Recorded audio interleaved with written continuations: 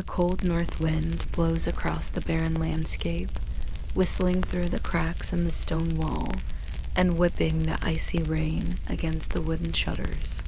The sky is dark and brooding, mirroring the turbulent sea that crashes against the rocky coastline. Inside the small cottage, a fire crackles merrily in the hearth, casting dancing shadows on the rough-hewn walls. In the flickering light, we see a lone figure hunched over a table, his weathered face etched with worry. This is Bjorn, a Viking fisherman who has braved the harsh seas for many a year. But these past few months have been unlike any other. The fish have vanished from their waters, leaving him and his fellow villagers with empty nets and rumbling stomachs. As the winter tightens its icy grip, Bjorn feels the weight of his village's desperation pressing down on him like a dark cloud. He is the best fisherman in the village, and if he cannot bring home the catch, then his people may starve. With the memory of his father's tales of legendary Viking raids still fresh in his mind, Bjorn knows that his strength and courage will be put to the ultimate test as he sets out to discover the truth behind the disappearing fish and restore hope to his people. This story is part of an immersive soundscape experience designed to transport you to another world. Let the sound of the wind, waves, and wildlife surround you. Let your imagination run wild and feel yourself immersed in the story. What do you see? What do you smell, hear, and feel? Take a moment to let the sounds carry you away. In the heart of Scandinavia, nestled between snow-covered mountains and the glistening sea, lies the village of Fjordhaven. For generations, the villagers have lived a simple life, fishing the bountiful waters and trading their catch with neighboring settlements. But lately, the waters have run dry of fish, threatening the very survival of their way of life. One day, while mending his nets on the shore, Bjorn notices a strange and unsettling sight. A single boot washed ashore, bearing the mark of a mythical creature from Norse legend, a sea serpent. Could this be the reason behind the dwindling fish population? With the weight of his village's fate on his shoulders, Bjorn decides to venture out into the perilous seas to uncover the truth. He repairs his battered boat, the Sea Stallion, and sets out into the churning waters, accompanied by his loyal dog, Fang. As he navigates the treacherous currents and battles the howling winds, he finds solace in the companionship of Fang, whose unwavering loyalty and keen senses offer comfort in the face of danger. Days turn into weeks as Bjorn tirelessly searches for answers, enduring hunger and exhaustion while battling the unforgiving elements. His resolve wavers, and he begins to question his sanity. Just as despair threatens to consume him, he spots a patch of land in the distance, a glimmer of hope amidst the endless sea. As he approaches the shore, he realizes it's an island shrouded in mist and legend, said to be inhabited by mystical creatures and guarded by powerful magic. Despite the danger, Bjorn's determination to find the truth behind the vanishing fish compels him to press on.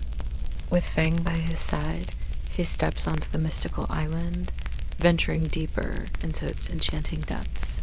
Suddenly, from the depths of the forest, a low growl echoes, sending shivers down Bjorn's spine.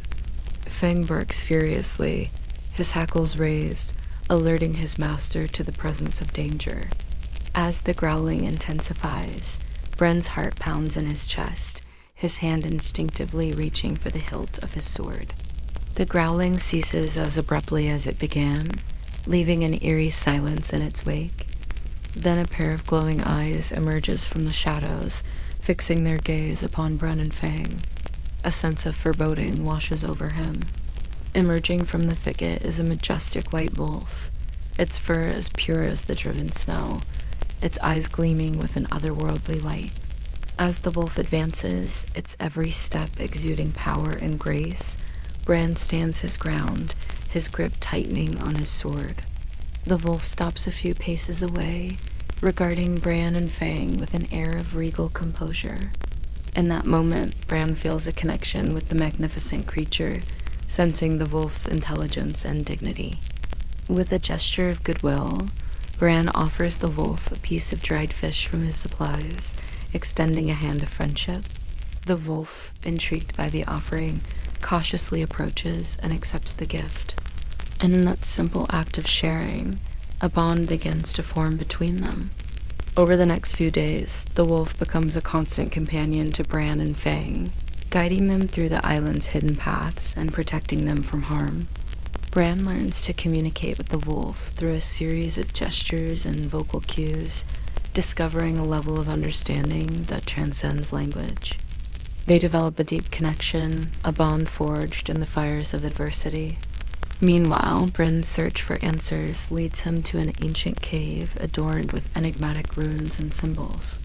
Venturing inside, he discovers a trove of ancient artifacts, including a weathered scroll that speaks of a magical artifact known as the Heart of the Sea. Legend has it that the Heart of the Sea, a mystical pearl residing at the bottom of the deepest trench in the ocean, possessed the power to control the tides and ensure bountiful catches for the fishermen of Fjordhaven. However, the scroll also warns of perilous guardians that protect the heart. Determined to restore his village's fortunes, Bjorn sets out to retrieve the Heart of the Sea. He bids farewell to his wolf companion, thanking it for its guidance and friendship. As he prepares to leave, the wolf nuzzles Bran's hand in a final gesture of affection before disappearing into the mist. Bjorn, armed with the knowledge gleaned from the ancient scroll, charts a course to the deepest trench in the ocean. The journey is fraught with peril, from crashing waves to treacherous currents. But Bjorn's determination and Fang's unwavering support help them overcome each obstacle.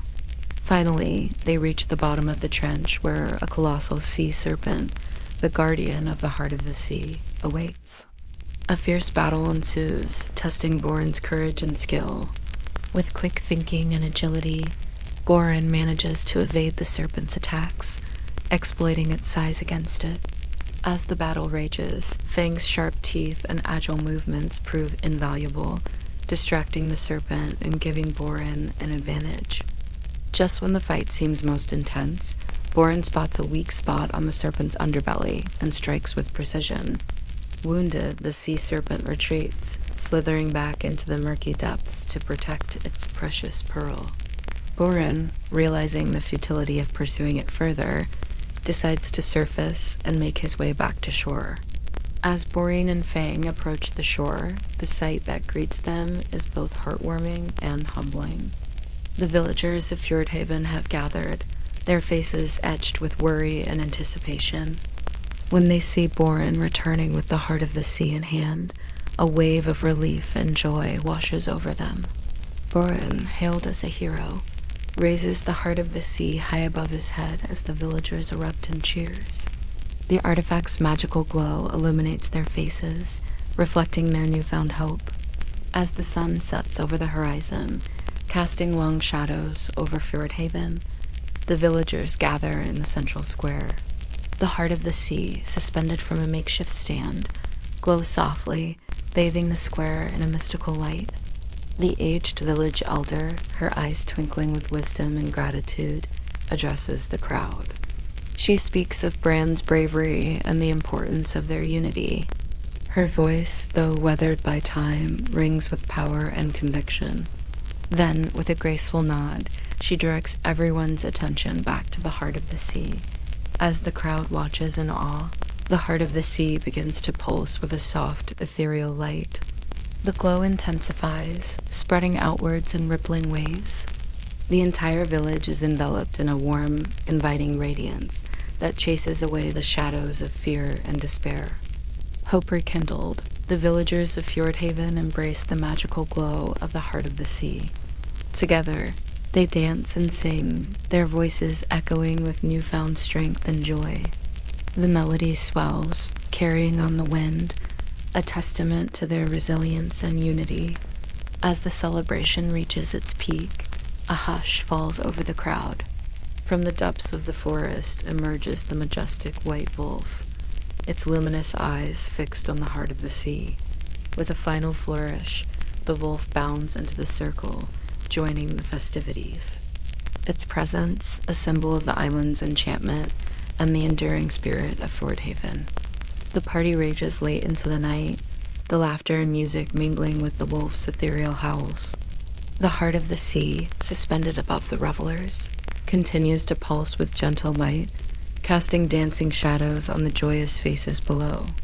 And as the first rays of dawn begin to touch the horizon, the villagers of Fjordhaven, their hearts brimming with gratitude and hope, retire to their homes, carrying with them the magic of the night and the promise of a brighter future. Slow northern atmosphere, light wave, and wind sound. We told you about the man considered to be the first European to have set foot on continental United States. But what do we really know about him? Join us as we travel back to the Viking Age and explore the man that is Leif Erikson. Welcome to the channel. Now, let's get back to the video. Back to Leif Erikson. Around the year 970 in Iceland, a boy was born. He grew up hearing tales of bravery, adventure, and exploration from his father, Eric the Red. Wait, did we say Eric the Red? Yeah, we did. That's right. Eric, son of Thorvald, better known as Eric the Red, a fierce Viking warrior who had been banished from both Norway and Iceland, thanks to his rather short fuse and tendency to bump people off when he didn't like him. But don't get us wrong, we're not trying to paint a picture of a troubled childhood here. We all grow up with famous axe-wielding serial killer dads. Well, maybe not all of us. But for Leif, it was pretty normal. Although growing up, Leif did hear a lot about America, or Vinland, as it was known back then. Apparently, this paradise of open fields and grapes growing wild was just a day's sail away from Iceland. But nobody seemed keen on going there, so Leif decided he would. Now, we know what you're thinking. Why do we need to go to school for 12 years, spend a fortune on college, and study geography when we could just leave our house one day and find an entire continent just chilling next to ours? Great idea, Leif. Problem was, your boat only had enough food for a few weeks. So, unless you wanted to resort to cannibalism, which, hey, it's not unheard of in the Viking world, you were gonna need some supplies. So upon reaching the big boss, aka his dad, and asking him for permission to set sail, he agreed on one condition: you bring back supplies. Problem solved. In the summer of 999, Leif set sail for the west, heading into the great unknown. With him were a handful of trusted crew members. Sailing ships were no speed demons back in the day. They averaged between 4 and 6 knots, which translates to between 7 and 11 kilometers per hour. So they were in for a long journey. Thankfully, they weren't completely alone. A seasoned sailor named Thorvald, son of Asborn, who had apparently seen it all, had joined the expedition. Thanks to the sagas written about the exploits of these guys, we know that they sailed past the southern tip of Greenland, also known as Cape Farewell, and then headed into the vast ocean. After 10 days, they finally saw land and made their way to shore. There they chopped down some trees and left a cross, claiming the land for King Olaf Tryggvason of Norway. Then they headed back to their boats and went home. When he returned to Greenland, Leif invited the local chieftain and some monks to check out the new place. He might have expected cheers, celebration, but the reaction was, So Leif went back again, this time bringing more settlers and supplies. But even though he'd been gone for 2 years at this point, and the promise of Vinland's bountiful harvest should have made him pretty popular, most folks just thought he was nuts. To make matters worse, a storm destroyed part of their fleet, so they had to stick around for a while. In fact, they had to stay for about 3 years because the whole thing kind of sucked. So Leif took a break from chopping wood to go exploring. He and his crew paddled south to a bay, and sure enough, the rumors were true. They found wild grapes, lush meadows, and even a salmon river. There were also some less desirable things, namely a bunch of angry natives who didn't seem too keen on sharing their turf. They didn't stay long after that. And when they returned to Greenland, Leif continued to push for exploration.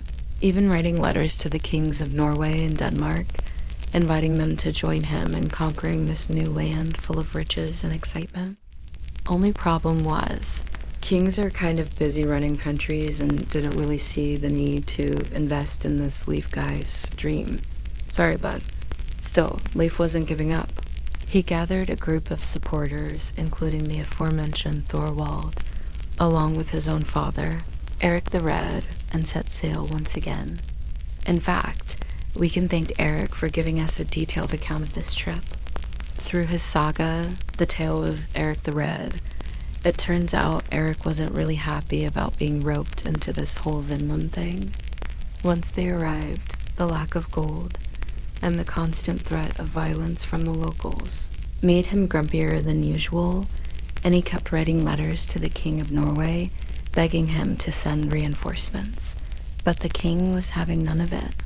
It was at this point that Leif realized he probably wasn't going to get any help from the royal family tree. So he decided to forge his own path. He settled in Vinland and actually set up a pretty legit government system with elected officials, courts, and even some schools. To be fair, given the whole lack of gold thing, taxes were pretty low. In addition to getting the government up and running, Leif also decided to take a stab at diplomacy. Even though the native population wasn't thrilled about the Viking invasion, they did have one major thing in common, a mutual disdain for slavery. So Leif proposed a trade alliance based on the principle of equal opportunity for both parties. This partnership worked well for a few years, and Leif even managed to convert some of the locals to Christianity. But then he pissed out and headed back to Greenland. And we know what you're thinking, dude. After all that work, why would he abandon the colony he'd spent years building? Well, according to legend, his brother Thorvald had gotten killed in a fight with the natives, and Leif just couldn't deal with the tension anymore. He'd had enough of Vinland and its inhabitants and just wanted to go home. Now that's a perfectly reasonable explanation and all, but let's be real. If Thorvald had actually died because of Leif's decision to move to Vinland, wouldn't Leif feel guilty as hell and never shut up about how sad he was? You don't have to worry about that here on the channel because I got a more exciting theory for you. See, there's this one monk named Adam from Bremen who wrote a story about the Danes settling in Greenland. He wrote that when the Danish king heard about Vinland, he sent out a fleet of 20 ships to check it out.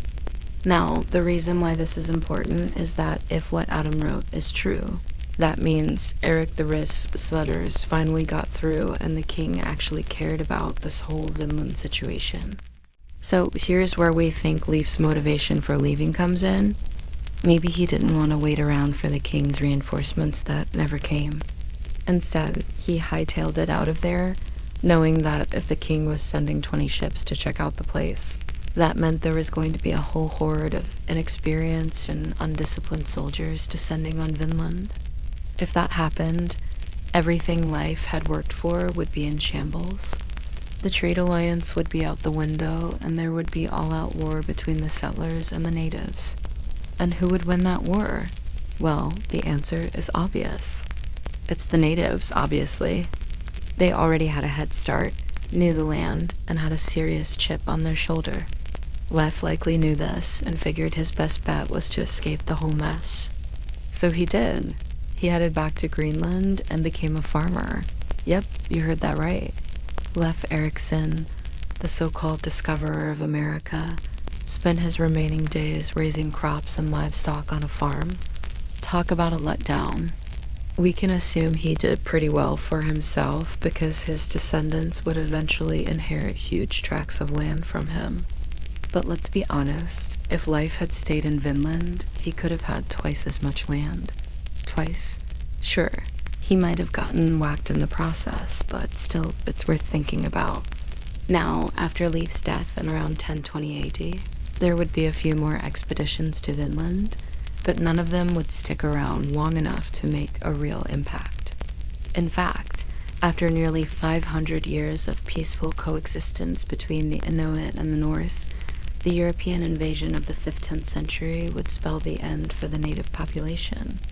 As for Leif Erikson, his story would fade into legend until the 19th century when the sagas were rediscovered. Today, he's remembered as the first European to set foot on the North American mainland, and rightfully so. But if you ask us, we think he would have preferred to be known as the first dude to bring farming to Vinland.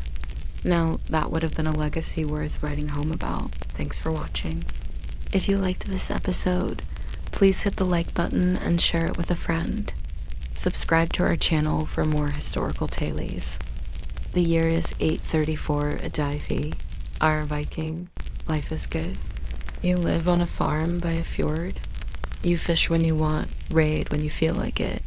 And when you die, well, you're pretty sure you'll go to Valhalla, maybe even Asgard. You might even get to sit next to Odin, sipping mead, playing games, waiting for the day that you and your fellow warriors will sail across the heavens and fight alongside each other against the forces of evil. What could be better? Well, how about if we told you that not all Vikings went to Valhalla when they died? There were other places, other fates for those who sailed across the waves of the great beyond. Welcome to another episode. Today we'll look into the mysterious world of the Viking ship burials. Only available to the greatest heroes and heroines, a chance to chat with the gods and travel to other worlds. If you love everything about the Vikings, then make sure to subscribe to our channel for more videos like this. Also, remember to leave us a like and a comment down below. Let us know what you think about today's topic. Without further ado, let the facts speak.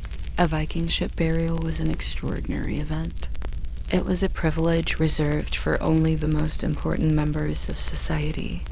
Unlike typical Viking burials where the body was cremated and placed in a mound or a stone ship burials were reserved for those who had achieved great things during their lives, often chieftains or warriors who had led successful raids.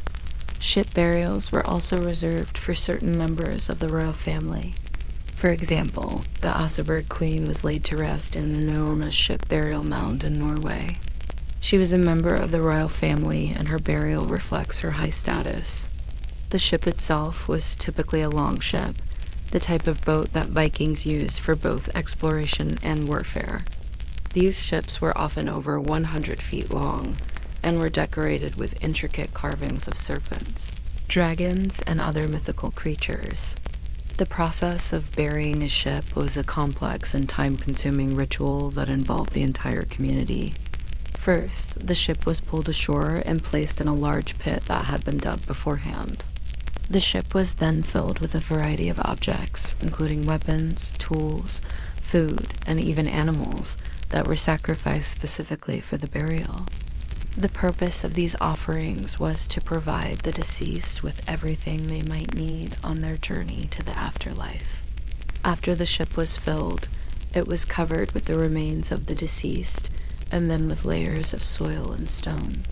The mound itself was often over 100 feet high and served as a tomb for the individual being buried. But why bury someone in a ship at all? To understand the Viking ship burials, we must first understand their beliefs about the afterlife. The Vikings believed that when a person died, their soul continued on a journey, traveling to one of several possible destinations.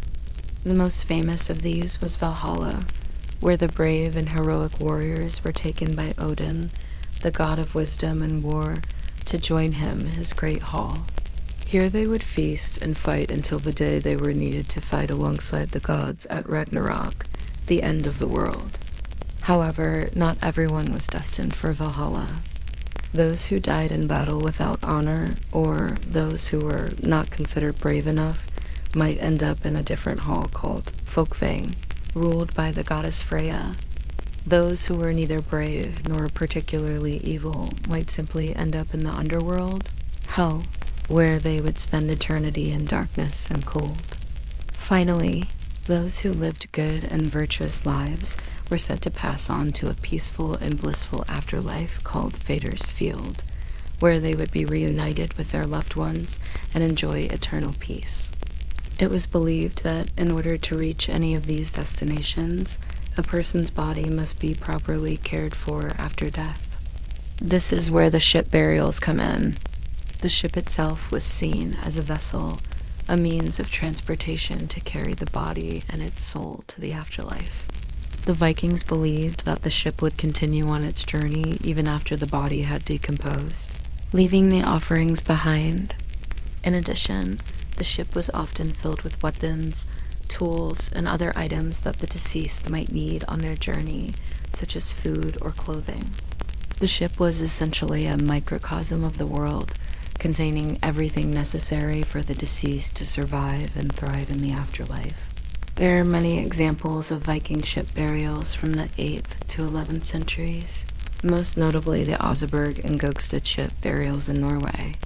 The Oseberg burial dates back to around the year 834 and is named after the Oseberg farm where the mound was discovered in 1880. The ship itself was over 100 feet long and was filled with over 600 artifacts, including 2 complete female skeletons, a variety of weapons and tools, as well as wooden horse and dog figures. The presence of the 2 females in the burial is particularly interesting, as it suggests that they may have been the wife and daughter of the chieftain who was buried there, making this one of the few examples of Viking royal family burials. Another famous ship burial is the Gokstad burial from around the year 900, which contains the remains of a male and female. This burial was particularly notable because of the exceptional preservation of the ship itself. The Gokstad ship is still largely intact and is now on display at the Viking Ship Museum in Oslo. The discovery of these ship burials has provided invaluable insight into Viking culture, beliefs, and practices. The artifacts found in the burials, such as the beautifully crafted weapons, tools, and artwork, demonstrate the skill and artistry of the Viking people. Additionally, the contents of the burials provide clues about Viking religious beliefs and their views on the afterlife. For example, the presence of animal sacrifices in some burials suggests that the Vikings believed that the gods demanded blood sacrifices in order for the soul to pass peacefully into the afterlife. However, despite the wealth of information that these ship burials have provided us, there is still much that we don't know. For example, we don't know exactly how the Vikings chose who would receive the honor of being buried in a ship. Was it based on wealth, status, or deeds of bravery? We also don't know what happened to the ships after they were buried. Did they eventually decompose? Or are there still perfectly preserved Viking ships resting beneath the soil of Scandinavia? In conclusion, the Viking ship burials are a testament to the ingenuity, artistry, and religious fervor of the Viking people. These burials provide a unique window into the Viking worldview and their beliefs about the afterlife. While there is still much that we don't know about these burials, they continue to fascinate and intrigue researchers and history buffs alike. Perhaps one day we will uncover even more secrets of the Viking ship burials and gain a deeper understanding of this mysterious and fascinating culture.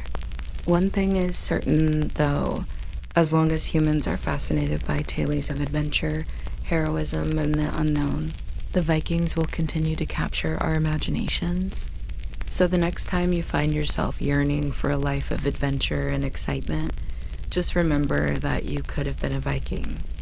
Who knows? Maybe you'll even find yourself sailing through the halls of Valhalla someday soon. So what do you think about ship burials? Do you think it's a great honor to be buried in a ship? Or do you think it's a bit too extravagant? Share your thoughts with us in the comment section below. And while you're at it, don't forget to hit that like button and subscribe to our channel. That way you'll never miss out on any of our amazing content. Thanks for watching. So they're called ship burials, which obviously means that there are bodies inside these ships. And this one isn't even the biggest. That title goes to the Roskilde ship burial. 44 meters long, 2 decks, over 2,000 artifacts, including 800 weapons. It's a treasure trove. But what they found inside was even more curious. One skeleton wearing fancy jewelry, and another skeleton holding a shield. The first one might have been a chieftain. The second one, a bodyguard, maybe. But why would a bodyguard need such an elaborate grave? How did he die? Was he sacrificed? The thing about these burials is that we don't know who they're for. There are no runic inscriptions, no carvings, no clues. So researchers have come up with some pretty wild theories. The problem is that these graves aren't just mysterious, they're also unique. There's only one other known ship burial from the Viking Age, and that's not quite like this. Same deal though, a ship covered in the earth. But this one has a big X carved into the deck. So it could have been a ritualistic sacrifice, kind of like the X on the chest of a conquistador, except instead of a heart ripped out, this ship had its planks ripped out. What does that mean? Did the Vikings bury their ships in the ground to get them ready for battle? Was it a way to honor them in battle? We can't be sure because this ship burial was never meant to be found. It was hidden on purpose by filling the hole back in. And yet somehow this grave ended up being so well preserved that centuries later, archaeologists could still read the X on the deck. And now that they've got a second example, they're starting to piece together what these burials might have been all about. Here's what we know. The ship came from the town of Birka, one of the most important trading posts in Scandinavia. The town itself is fascinating. Imagine a bustling port, merchants hawking their wares, the smell of exotic spices, the clash of different languages. Well, imagine that and add a few dozen tombs. Archaeologists have found at least 500 burials at Birka, but the ship burials, they're special. They represent less than 1% of the town's burials, making them incredibly rare. Plus, the ship itself is a status symbol. Not everyone could afford to be buried in one. But this particular ship, oh boy, this one's special.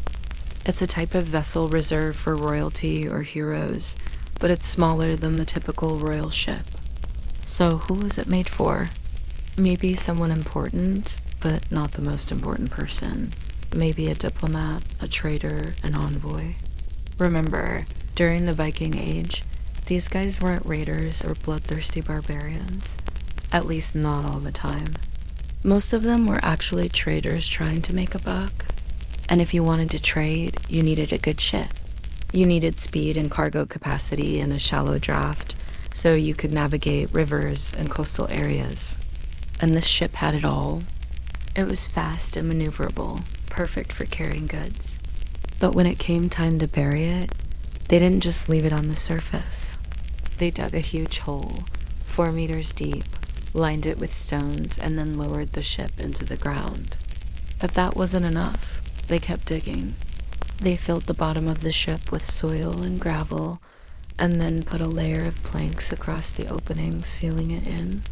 Then they started filling the hole back in, leaving only the top of the mast exposed.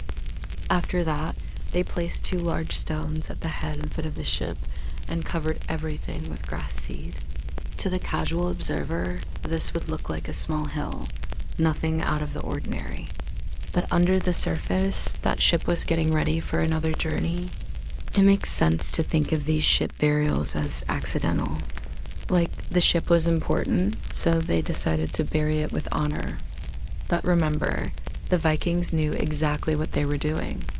They placed these ships carefully and deliberately. They weren't throwing them in the ground haphazardly.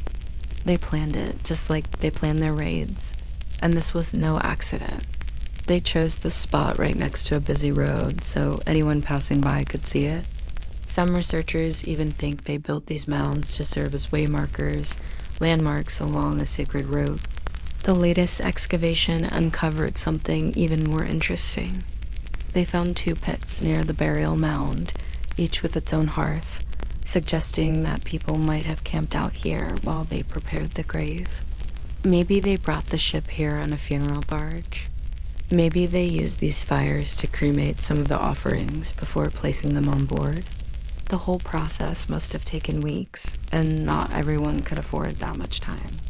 But whoever did, they probably saw it as an investment. They believed that whatever they put in the ship would go with their chieftain into the afterlife. But what did they put in the ship? We can divide the grave into 3 parts: the upper deck, the lower deck, and the cargo hold. The cargo hold is where they placed the ship's crew. These wouldn't be professional sailors. These would be slaves or commoners who were forced into service. The Vikings believed that the dead chieftain would need his servants in the afterlife, just like he had in life. So they sacrificed these people, then threw their bodies into the ship's hold. They also tossed in horses, dogs, pigs, even entire stables full of animals. And they didn't do this just for fun. They believed that these sacrifices would help the chieftain on his journey. He'd have a steady supply of fresh meat, plus the company of loyal companions. Once the hold was filled, it was sealed shut. The Vikings didn't want anything getting in or out. Now they moved to the lower deck, the place where the Vikings actually sailed. This is where they put the finer things, the furniture, the weapons, the jewelry. It was also where the chieftain slept, ate, and received guests. So this is where they put the best stuff, the finest fabrics, the most intricate carvings, the rarest imports from the Byzantine Empire. They even put him a chieftain as favorite prostitutes, so he wouldn't have to worry about finding new ones in the afterlife. And finally, it was time for the upper deck. This is where they placed the chieftain's personal items, the stuff that belonged to him and him alone, his sword, his helmet, his shield. They also put in religious symbols, charms, and amulets to protect the chieftain on his journey. And once everything was in place, they filled in the rest of the ship and covered it in dirt. But wait, there's more. The excavations also uncovered a pit nearby, a ritualistic well containing animal bones and human remains. Whoever was buried in this ship wasn't just a random chieftain. He was important. And if he was important, then whoever buried him was important too. But how could an ordinary person gain favor with the gods? By offering them something valuable, something precious, a human life. That's why they buried people in the ship, both as crew members and as offerings. It wasn't about the afterlife. It was about the here and now. The Vikings weren't superstitious, they were religious. They worshipped real gods who demanded real sacrifices. And if you wanted to curry favor with them, then you had to give them what they wanted. Not many people could afford a ship burial, but those who could saw it as an investment, an insurance policy for the future. If the chieftain survived his voyage, then great. He'd have a fleet of ships waiting for him when he returned. If he didn't survive, then great. He'd have a fleet of ships to take him to the afterlife. Either way, it was a win-win. So what happened to this ship? It's gone. Well, technically, it's still there. It's still in the ground, still in one piece, just under a hill in Norway. But it's too fragile to excavate. So archaeologists left it there, buried where it's been for 1,000 years. And they'll keep it there for another 1,000, unless, of course, someone wants to dig it up. The Gokstad ship, the Oseberg ship, perfectly preserved for over 1,000 years. Wooden nails still holding. Dragon heads carved into the bow. Silent. Still. Inside one of them, they found 2 women, richly dressed. One was old, powerful. The other, a young girl, unknown. Were they royalty? Priestesses? Sorceresses? No one knows. What's in a name? A rose by any other name would smell as sweet. Romeo and Juliet, Star Wars, Harry Potter, God of War. Names are important. They give us identity, distinguish us from one another. But in Viking Age Scandinavia, names were more than just labels. Your name could help define your role in society, even your relationship with the divine. And some names would strike fear into the hearts of men. Today, we're going to explore the meaning behind some of the most common Viking first names, both male and female. But before we get into it, remember to hit that subscribe button if you haven't already, and let's jump right into it. When looking at the naming patterns of the Vikings, there is much to unpack. Often their first names were associated with nature. For example, Björn means bear. Ulf means wolf, which we know from the popular 8th century shield maiden. Brynhildr's name is thought to mean battle armor, a fierce warrior who fought in all-female combat formations. We can also look to Hlin, meaning linen, or Hervor, meaning battle dress or equipment. In this way, children were named after animals, elements of nature, or objects that held cultural significance. Oftentimes, these names had deeper meanings rooted in Norse mythology and the Vikings' pagan beliefs. Some of the most famous Vikings have names that roll off the tongue easily today. These include Ivar, Ragnar, Leif, and Harald. Some of these names have made their way into modern day, not only in the English-speaking world, but in many others around the globe. You may even share a name with a famous Viking hero or villain. If you're curious about what your name might mean, stick around. Let's start with Ivar.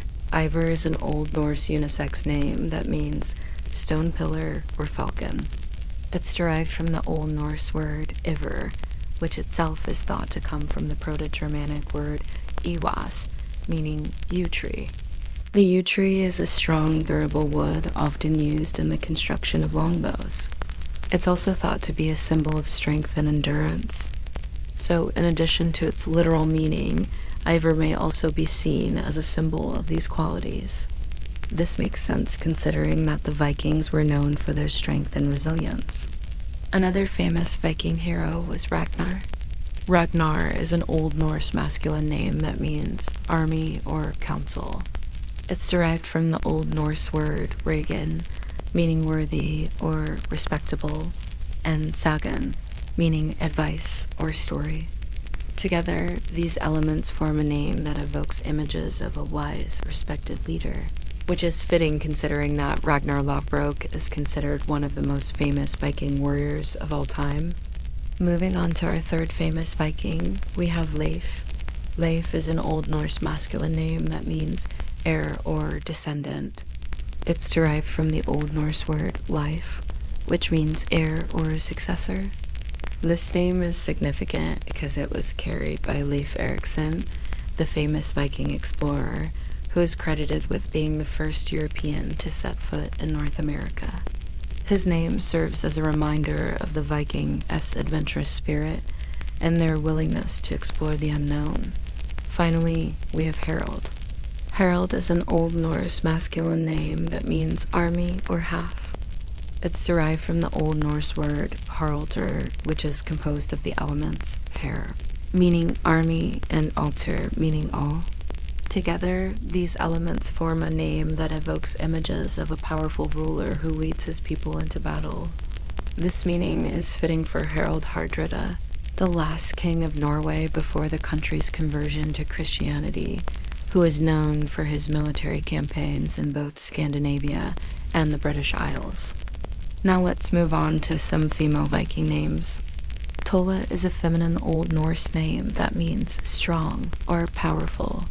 It's derived from the Old Norse word tall, meaning high or great, and which is a common suffix used to form feminine names. This name embodies the strength and power often associated with Viking women, who are known for their independence and resilience. Next we have Astrid. Astrid is a feminine name of Old Norse origin that means divinely beautiful. It's derived from the Old Norse word Ustri, meaning god or deity, and skuld, meaning shield. The combination of these elements creates a name that symbolizes protection and the guidance of the divine. Astrid was a popular name during the Viking Age and was carried by several notable female characters in Norse mythology and sagas. Moving on to our third female Viking, we have Thyra. Tyr is a feminine Old Norse name that means queen. It's derived from the Old Norse word Tryggva, which itself is derived from the word Tryggr, meaning strength or security. This name reflects the high status of women in Viking society, as well as their ability to hold positions of power and leadership. Lastly, we have the name Sigrid. Sigrid is a feminine Old Norse name that means victory or beautiful.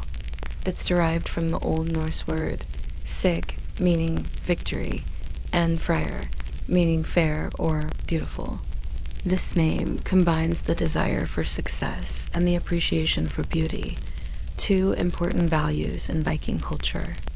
Sigfrid was a popular name during the Viking Age and was carried by several legendary female characters in Norse mythology and sagas. These names are just a small sampling of the many unique and fascinating names that were used in Viking Age Scandinavia.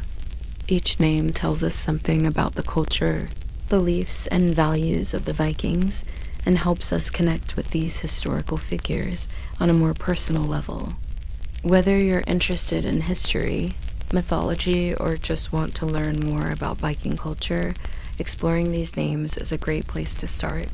As we delve deeper into the world of the Vikings, we'll continue to uncover the meanings and stories behind their names, as well as the rich history and culture that they represent. If you've enjoyed learning about these Viking names, don't forget to like this video and check out other videos about Viking history and culture. And if you haven't already, be sure to subscribe so you never miss an exciting new video. If you think you might share a name with a famous Viking hero or villain, let us know in the comments below. And if there is a particular Viking name that you'd like us to explore in more detail in a future video, be sure to let us know as well. Thank you for joining us on this journey through time and discovery. Until next time, happy exploring. The Gokstad ship, the Oseberg ship, perfectly preserved for over 1,000 years. Wooden nails still holding, dragon heads carved into the bows, silent still inside one of them. They found 2 women, richly dressed. One was old, powerful, the other unknown. Were they royalty, priestesses, sorceresses? No one knows. These ships are some of the greatest archaeological finds ever, and we're going to take a look at them today. But also, if you're new here, welcome. I'm glad you found this place. We talk about all things mysterious, strange, and a little scary. So if you like that sort of thing, make sure to stick around. And if you really like it, then hit that subscribe button. It helps us out so much and lets us bring you more content. Also, please give this video a thumbs up because it is going to help it spread and reach more people. So thank you so much. Alright, let's get started. Viking ships are some of the most impressive feats of engineering ever. Built with a mastery of design and construction, these vessels were not only used for transportation across the seas, but also as platforms for exploration, trade, and warfare. With their distinctive long and narrow hulls, Viking ships were perfectly suited for navigating the treacherous waters of the North Sea and Baltic Sea, allowing the Vikings to travel great distances with relative ease. Now, while many Viking ships have been lost to history, there are a few that have survived and are now on display in museums around the world. Let's take a look at a couple of those today. But first, if you've been watching our videos for a while, you know we love movies. And this month we're doing something special. If you haven't seen the show yet, it is a thrilling story about the search for an ancient treasure in the middle of World War II, all while following the adventures of a secret society of historians. Trust me, you will not be disappointed. Now let's get back to those ships. The first ship we're going to take a look at today is the Gokstad ship. This ship is truly a remarkable piece of history and was one of the largest and most luxurious ships ever built by the Vikings. Built around the year 800 AD, this ship was used for both transportation and warfare and was capable of carrying a crew of up to 120 men. Its length is recorded at 43 meters, which would have made it one of the longest ships of its time. The ship was discovered in 881 in a burial mound in the town of Gokstad in Norway. The ship was buried with a man who was thought to be a member of the local chieftain's family. The ship was so well preserved that when archaeologists excavated the site, they were able to find almost every part of the ship intact.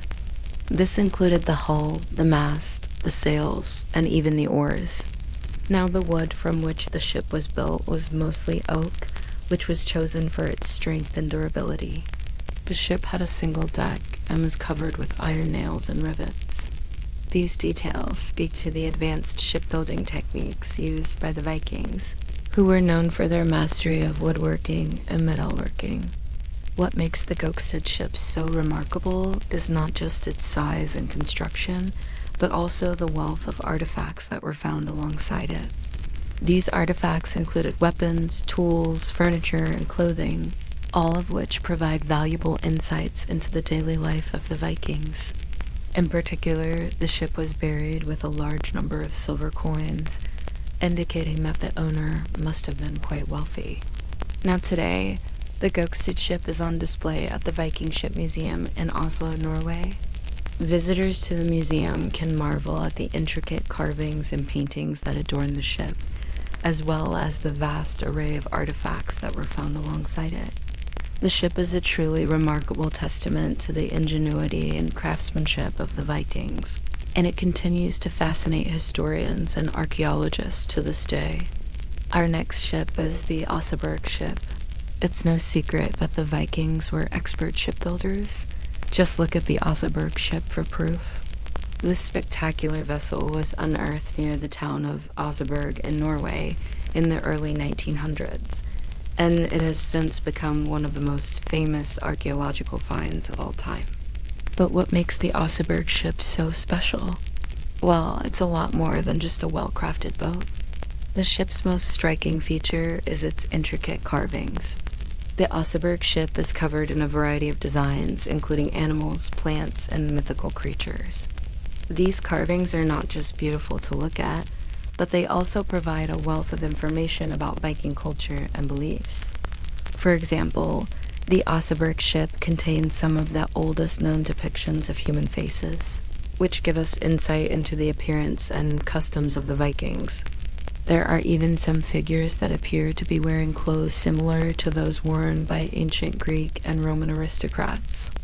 The Oseberg ship also features a number of scenes depicting everyday life in Viking society. There are images of feasts, battles, and even a depiction of a Viking funeral.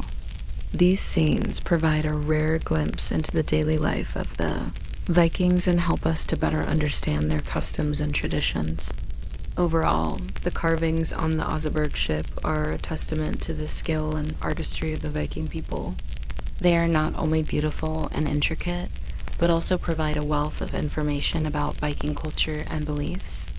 However, the Oseberg ship is remarkable for another reason. It was found buried in a grave along with the remains of two women. Now, this is where things get a little weird. The older woman was around 60 years old when she died, and she was buried with a number of valuable items, including a necklace made of over 300 pearls. This suggests that she was a member of the royal family or a very high-status individual. The younger woman, however, was only around 20 years old when she died, and she was not buried with nearly as much treasure. Now, the relationship between these two women is unknown. They may have been related, but it's also possible that the younger woman was a slave or a concubine. What's even stranger is that the younger woman was found buried under the deck of the ship, while the older woman was buried above deck. This suggests that the younger woman may have been buried in a later ceremony, possibly after the older woman's death. But who were these women, and why were they buried on a ship? Some scholars believe that they were members of the royal family, while others believe that they were priestesses or sorceresses. However, there is no evidence to support any of these theories, and the true identity of these women remains a mystery. It is hard to imagine what it would have been like to live during the time of the Vikings. On one hand, it must have been a time of great adventure and exploration. The Vikings were known for their bravery and their willingness to explore uncharted waters. They were also skilled traders and merchants, and they had established extensive networks that spanned from Scandinavia to the Byzantine Empire. However, it was also a time of great danger. The Vikings were fierce warriors, and they were known for their raids and their willingness to use violence to get what they wanted. They were also subject to the whims of the gods, and they believed that the gods were often angry. The Oseberg ship was likely used for important rituals and ceremonies, such as funerals, where the body of an important person would be placed on the ship and then set afloat on the sea. The ship would be decorated with beautiful carvings, and the body would be accompanied by offerings such as food, drink, and treasure. The Vikings believed that the ship would carry the body to the afterlife, and they wanted to make sure that it was as comfortable as possible for the journey. Overall, the discovery of the Oseberg ship is one of the most important archaeological finds of all time. The ship itself is a masterpiece of Viking craftsmanship, and the carvings on its hull provide a wealth of information about Viking culture and beliefs. Additionally, the ship's grave and the two women buried within it provide a unique glimpse into Viking society and the role of gender in their culture. While there is still much that we don't know about the Oseberg ship and its grave, the discoveries made at this site continue to fascinate archaeologists and historians today. As new technologies become available, we may learn even more about this amazing find and the secrets it holds. Now, let me know what you think. Who do you think the women were on the Oseberg ship? What other Viking mysteries would you like to see us cover? And anything else you'd like to add, leave it down below in the comments. I'm always excited to see what you guys have to say. Also, if you enjoyed this video, make sure to give it a thumbs up and share it with anyone who loves the Vikings or just cool history in general. Hit that subscribe button so you don't miss any of our awesome videos. Thank you so much for watching. Take care. Bye. Before the sun rises over the icy peaks, you must decide what kind of day it will be. Are you going to start a raid or defend your settlement? Will you negotiate with neighboring rulers or crush them in battle? As a Viking, your life is defined by danger. Violence and glory are part of the same coin. The thrill of battle is in your blood, but so is the chill of fear. In this series, you play as a Viking ruler who has just inherited his father's seat. Now, the entire village looks to you for leadership. The village of Riverrun sits between a frozen wasteland and a turbulent sea. To the south, across the ice-jammed river, lies fertile farmlands. To the north, beyond the jagged peaks, gleam the legendary riches of Francia. The other villagers are farmers, hunters, or laborers. They look to you to defend their homes, to take the lead in battle, and in planning for the future of the settlement. What will you do? As the chief of Riverrun, you have 3 possible actions each day. Defend the village, plan a raid, or settle. Defending the village makes you safer, but also angrier. Planning a raid gives you treasure and glory, but also puts your people at risk. Settling keeps the peace, but leaves you vulnerable to your neighbors. Your decisions must balance safety and success, peace and peril, all while keeping your people happy enough to stay under your rule. How well can you handle all these responsibilities? Click on one of the options to decide. Raiding. For Vikings, life was cheap and raids were frequent. You could raid the farms to the south or the mountain holds to the north. Which will you choose? Click on one of the options to decide. Raid the farms. To the south, your warriors ride out into the green fields. In the distance, you see the thatched roofs of farmsteads and hear the shouts of surprised villagers. You lead your men in a furious assault, breaking through defenses and filling your sacks with plunder. But when you return home, you find that your absence has cost you dearly. Your fields are overgrown, your supplies are rotting, and your people are angry. It's time to make another decision. Raid the mountain holds. To the north, your warriors climb the treacherous mountain passes. In the distance, you glimpse the proud towers of mountain strongholds, clinging to the tops of the peaks. After a fierce battle, you force the gates open and claim the treasure within, but the victory comes at a price. So many of your men are injured or dead that you can't finish the job. The Mountain King raises an army to take back his stolen goods. You barely escape with your life and what little plunder you can carry. Again, it's time to make a decision. Settle. Now that the fighting is over, you need to think about the future of River Run. Do you want to focus on farming, hunting, or trading? Click on one of the options to decide. Farming. You organize River Run to focus on growing food. Everyone pitches in to plant, weed, and harvest crops. You carefully survey the land for the best locations for new fields. Thanks to your efforts, the next winter you have more food than you know what to do with. But as spring turns to summer, you notice something terrible. All of your fields are surrounded by the fields of your neighbors, and they're far more productive than yours. By the end of the season, you have barely enough food to get by. It's time to make another decision. Hunting. You organize River Run to focus on hunting animals. Everyone practices archery, learns to track, and practices using new weapons. Under your leadership, you hunt enormous herds of reindeer across the frozen north. You use their skins to build warm new homes for your people. But as the seasons pass, you begin to notice fewer animals in the forest and more empty stomachs in your village. It's time to make another trading. You organize River Run to focus on trade. You build workshops where artisans produce high-quality goods. You set up booths at markets, peddling everything from intricate jewelry to sturdy tools. Your reputation as a fair trader grows, and soon merchants from across the north bring rare goods to sell to you. But as you grow wealthier, you notice that your neighbors aren't just sitting by watching you succeed. They too are investing in their villages, and soon everyone in town is selling fine wares, making it harder for you to stand out. It's time to make another decision. Throughout the game, you must keep your people happy. If they become too upset, they will pack up and leave, ruining your shot at dominating the north. To keep your people content, you can use influence. Influence is earned by making decisions that benefit your people, such as by providing plentiful food. Influence can then be spent to calm your people when times are tough. Each decision you make fills a meter at the top of the screen. When the green bar fills up, your people are happy with you. But if the red bar fills up, they get angry. If the anger meter fills up completely, your people will abandon you, ending the game. Viking Age.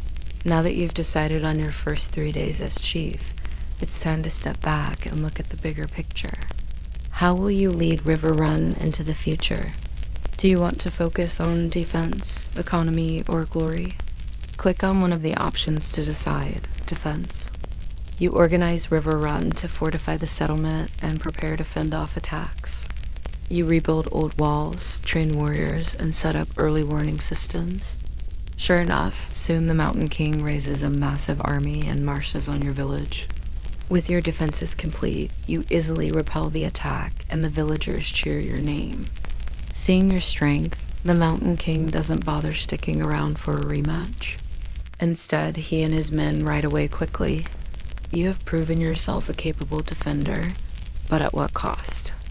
Your economy is in sharp decline, and the neighboring villages are looking stronger than ever. It's time to make another decision. Economy.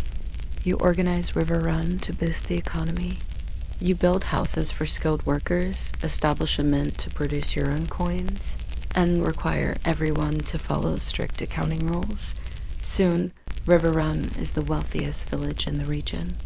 But as the seasons pass, you realize that the other villages aren't standing still.